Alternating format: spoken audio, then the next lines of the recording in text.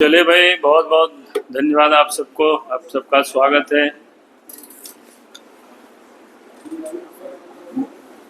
आज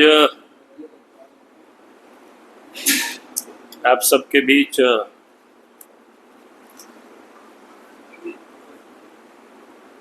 उन्हें सरकार के उन कामों के बारे में थोड़ा आपका ध्यान को मैं देना चाहता हूं, ताकि आप सब समझ सके। जो सरकार कहती है कि आबोआ सरकार है, यानी हम लोगों की सरकार है, और सरकार स्थानीयता पर बहुत बल देती है। कहने के लिए बार बार इस बात को कहती है कि वे स्थानीयों को रोजगार में अवसर मिलना चाहिए। उसके लिए भी आप सब लोगों ने देखा कि सरकार ने कहा 75% निजी संस्थानों में भी यहाँ के लोगों को काम मिलेगा। क्या जरा करें, 75% लोगों को काम मिलेगा। फिर आप सब लोगों ने देखा होगा कि जब हेमंत सोरेन की सरकार बनी शुरुआत में, तो यहाँ तक उन्होंने कहा कि 25 करोड़ रुपया तक की जो ठेका पट्टा है यहाँ के स्थानीय नौजवानों को, आदिवासियों को मिलेगा। लेकिन मिला कुछ भी नहीं। और जहां उनको देनी चाहिए, जहां सरकार के पास अवसर है, लेकिन वहां देती नहीं है, बल्कि वहां पर इस प्रकार से कायदे कानून बनाती है ताकि वो यहाँ के वो जो गरीब बेरोजगार नौजवान है उसमें पार्टिसिपेट ही नहीं कर सके, भाग ही नहीं ले सके। आप सब लोगों के संज्ञान में आ गया होगा, क्योंकि अभी अभी हाई कोर्ट ने बालूघाट की नीलामी पर रोक लगाई। रोक इस कारणों से नहीं लगाई, हम जो कारण बता रहे हैं, रोक तो इस कारण से उन्होंने लगाई क्योंकि पेशा कानून यहाँ लागू नहीं हुआ है और ग्राम सभा को ही बालूघाट या शराब जैसे या हाट बाजार मेला से जो टैक्स लगाने का या वसूलने का ये जो राइट्स है, तो स्थानीय निकाय को ही है, पंचायत को ही है, ग्राम सभा को ही। लेकिन सरकार किसी को देना नहीं चाहती है, वो अपने ही पास सब कुछ रखना चाहती है ताकि उसमें से उनकी मोटी कमाई कर सके।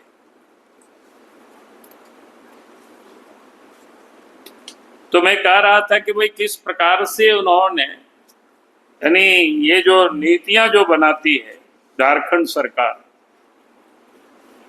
तो लगता ही नहीं है ये नीति ये बेरोजगारों के लिए सरकार ने बनाई है, बल्कि ये नीति ही माफियाओं के लिए बनाई है। बड़े बड़े पैसे वालों के लिए इन्होंने नीतियां बनाई ताकि उसमें से गरीब पार्टिसिपेट ही नहीं कर सके, बेरोजगार नौजवान उसमें पार्टिसिपेट ही नहीं कर सके। वो नीतियां ही उसी प्रकार से उन्होंने बनाई। अब उनमें से उन्होंने क्या क्या किया है, ऐसे तो मेरे पास 5-6 जिलों का कागज है, लेकिन मैं उसको संक्षिप्त में बता रहा हूं कि पहले तो उन्होंने ग्रुप किया है हर जिला की बालूघाट को। तो मैं 6 ऐसे जिलों की मैं आपको बताऊं तो थोड़ा आपको समझ में आ जाएगी। जैसे गोड्डा जिला है, एक ग्रुप में ही डाला है 16 बालूघाट को, एक ग्रुप। उसी प्रकार से जामताड़ा जिला है, एक ग्रुप में 15 है और बी ग्रुप में 5 बालूघाट है। उसी प्रकार से दुमका है, तो ग्रुप ए में 14 बालूघाट है, ग्रुप बी में 12 बालूघाट है, ग्रुप सी में 5 बालूघाट है। गिरिडीह में उसी प्रकार से ग्रुप ए में 3 है, ग्रुप बी में 2 है, ग्रुप सी में 3 है, ग्रुप डी में 6 है, ग्रुप ई में 2 है। सरायकेला खरसवा में ग्रुप ए में 4 है, ग्रुप बी में 7 है। पूर्वी सिंहभूम में ग्रुप ए में 3 है और ग्रुप बी में 2 है। मैंने कहा कि 6 जिला आपको ऐसे ही बता रहा हूं, पूरे राज्य के इसी प्रकार से रांची का भी होगा उसी प्रकार से। अब इसमें इन्होंने क्या क्या खेल किया है, ये खेल को हमें समझना पड़ेगा अच्छी तरह से। और इस खेल को समझने के लिए उन्होंने शर्तें ऐसी लगाई है कि वही व्यक्ति इसमें से टेंडर डाल सकता है, यानी उस नीलामी में पार्टिसिपेट कर सकता है जिसके पास सालाना 15 करोड़ रुपया का टर्नओवर है।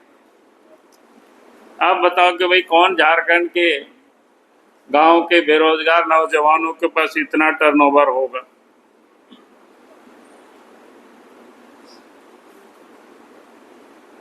तो आप ये जरा सोच सकते हो किस प्रकार से, यानी यहाँ के जो बेरोजगार युवक है, आदिवासी युवक है, इनका बालू जैसे माइनर मिनरल्स है उसके व्यवसाय से भी लोगों को इन्होंने दूर कर दिया।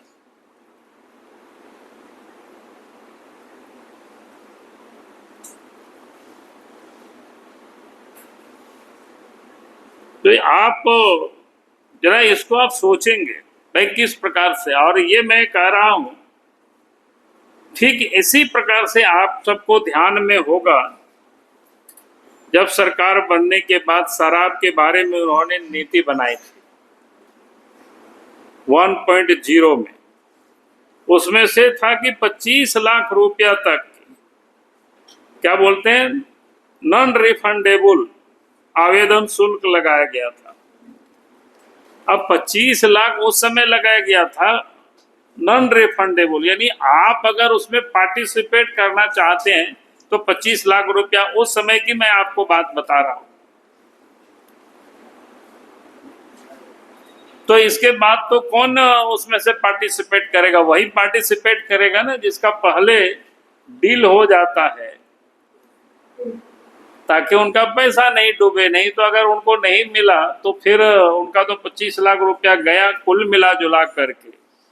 जो लोगों ने सेटिंग किया हुआ था उन्हीं लोगों को काम मिले और उन्हीं लोगों ने डाला और फिर उन्हीं लोगों को मिला।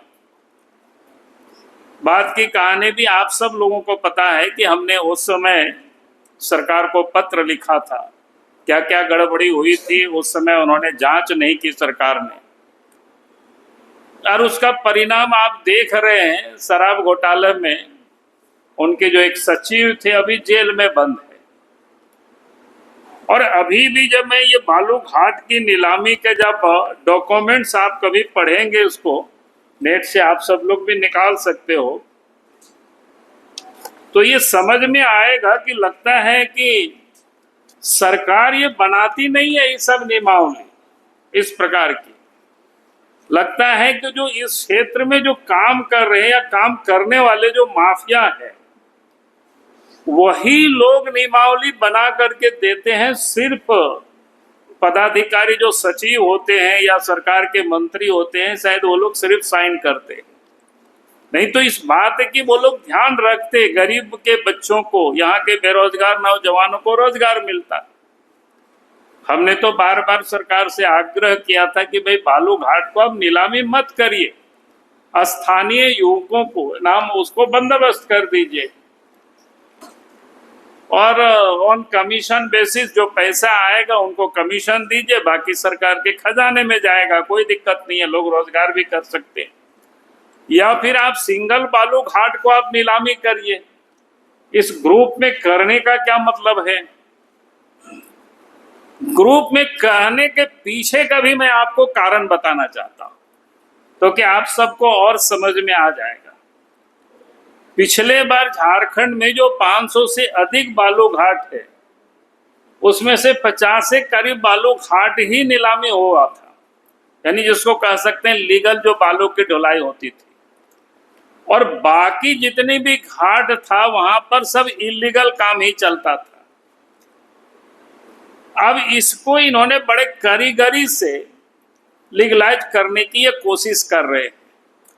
अब उसका कारण ये है आपको ये समझ में, आपको मैं थोड़ा सा, जैसे गोड्डा जिला है, अब 16 बालू घाट है एक ग्रुप में,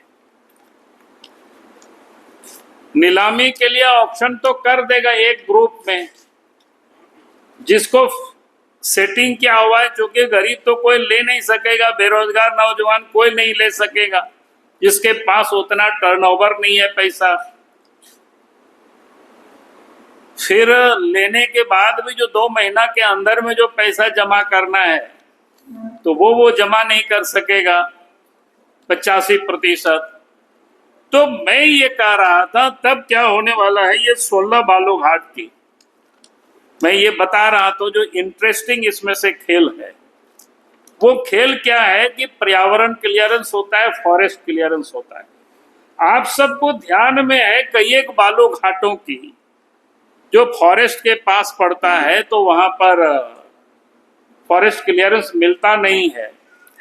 तो 16 में से अगर एक भी उनको क्लियरेंस मिल गया, 16 बालू घाट को के घाटों से बालू को उठा करके उसी पर वो बेच देंगे बड़ी आराम से। यानी इसकी इन लोगों ने एक कारीगरी किया है, यानी पूरी तरह से झारखंड की बालू को माफिया के हवाले कैसे किया जाए, कैसे लूटा जाए। लूट तो अभी भी चल रहा है, अभी भी आप बरसात के समय, आज भी हम देखे थे, हमको लोगों ने गोड्डा सुंदर पहाड़ी से वीडियो लोगों ने भेजा मोबाइल में, वो मैं देख रहा था। कल भी मैंने देखा कि कहाँ का, धनबाद जिला का, वो भी किसी क्या बोलते हैं सोशल मीडिया में हमने देखा था कि वहां कैसे कैसे माने ट्रक से पानी से लोग निकाल रहा है बालू, ये सब देखता है, वहां गाड़ी लगी हुई है किस प्रकार से। तो इलीगल काम तो अभी भी चल रहा है, लेकिन उसको अभी जो थोड़ा सा दिक्कतें होती है इधर उधर, तो दिक्कतें नहीं होगी, क्योंकि लिया तो रहेगा 16, लेकिन उनको चूंकि पता है उनको कि इन घाटों का हमें मिलने वाला नहीं है क्लियरेंस, फॉरेस्ट की ना इन्वायरमेंट क्लियरेंस, लेकिन तब भी हम चूंकि उस ग्रुप में 16 है, 16 में से 1-2 उन्होंने लिया है, तो पूरा जो 16 के 16 नदी की बालू को लेकर के वो बेच देंगे, और एक प्रकार से माफियाओं के लिए वो लीगलाइज हो जाएगी। तो ये एक लूट की बड़ी, इसलिए हम सरकार से ये मांग करते हैं, भाई ये स्थानीय युवाओं का अधिकार बनता है, अर्थात ये ग्राम सभा को दे देना चाहिए।